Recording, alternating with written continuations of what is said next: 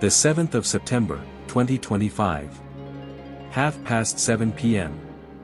You and m4a cuddle in your bedroom as you think about Duncan and what to do. It's chilly outside as m4a lays beside you. You decide you need to let Duncan go, for his own sake.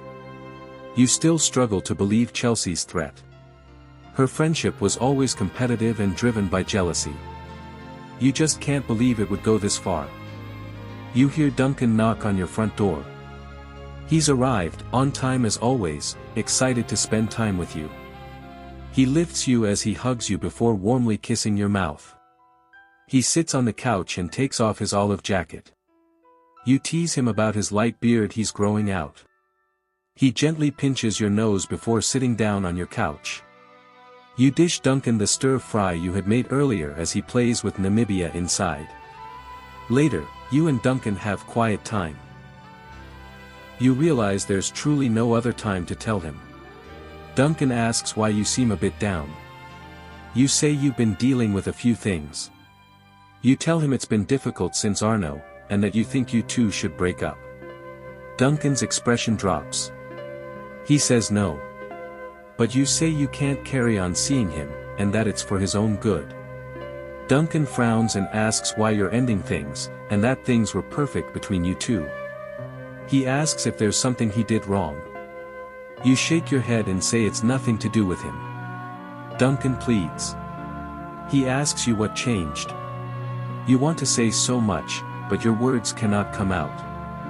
You lie and tell him you can't love him the way he'd need to be loved. You lie and say he was just a rebound after all that has happened. He runs his fingers through his hair, sighing to himself. He says he never cared about that, and that all he wanted was to just be with you. You let him hold your hand as he asks if you really want to end things. He's confused, hurt and angry. You struggle but tell him it's over. Duncan stares at you, searching for answers. He says he knows you're not telling him something. He says he'll find out eventually, and won't allow anyone to mess with you. He gets up, still upset. You get up and hug him for what seems like forever. Neither you or Duncan wish to let go. You softly cry as he holds you close. Duncan asks if he may still be a close friend.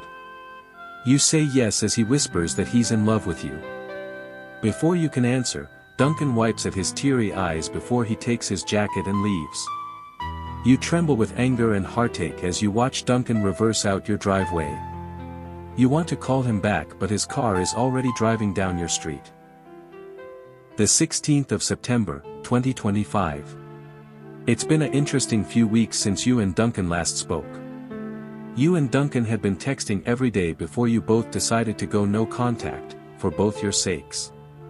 As you, Emma and Beth get ready for a party, Emma tells you Gregory, her cousin, would like to take you out on a date. You tell her you're done taking her advice. You tell her Gregory is a spoilt mummy's boy, and that you need time to heal. You tell Emma and Beth you're barely over Duncan, and that you just need Arno to get back from rehab. Emma tells you Arno isn't coming back. You tell her you'll see to it that Arno gets out. Beth tells you and Emma to leave it, and that you'll be having the best night out ever. Emma agrees and says the Uber has arrived. The 16th of September. 9:30 p.m. You, Beth and Emma attend a house party in the suburb. It's jam-packed and rowdy. You and Beth try to find space downstairs to sit. That's when you see him. Why now? Why do you bump into the one guy you've been hoping to get over? Duncan sits on the couches, drinking his beer as a girl sits on his thighs. You're not surprised he's already moved on. In fact, you begged him to find someone new, in the hopes that he'd lose his infatuation with you. But it still pinches your heart seeing him with someone else. Duncan's eyes catches yours. He doesn't say anything. You smile at him, to which he nods politely. Your eyes scan the girl. Her name is Lola Devereux, a gorgeous blonde with brown eyes. She's one of the most adored girls on her coast. You met Lola once at summer camp with Beth back in 2017. That's how you know her as being a genuinely kind and sweet person. But you feel upset that she's with your Duncan. You have a breakdown in the room about Duncan. You finally tell Beth and Emma about Chelsea's threat. You sob as you tell them you haven't slept enough since losing Duncan. Beth and Emma wipe your tears and tell you not to cry. As Beth hugs and consoles you, Emma messages her grandfather. Emma's grandfather was the former deputy mayor before Chelsea's dad took up the role a few months ago. Beth helps you tidy yourself up before you three go back inside. You're outside in the yard when Duncan finds you. Neither of you two speak as you warm your hands at the outside fire. Duncan finally breaks the silence and asks if he may speak to you. You say yes, almost immediately. Duncan leads you to a bedroom upstairs, away from the party crowd. You both hug, squeezing each other. You feel jealous as you ask how it is dating Lola. Duncan feels embarrassed. He tells you she's sweet and that they get on well. He says they've been following each other on Instagram for years. At his previous event, he found her with her cute cowgirl hat, and they just hit it off. You scratch your head and say you're happy he's with someone who'd be there for him. Duncan says he's happy too. You tell Duncan you miss him. Duncan doesn't say anything, and says Lola must be looking for him.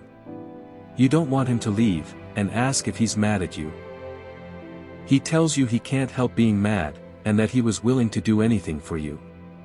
Duncan says he's never ever been in love before, up until he met you.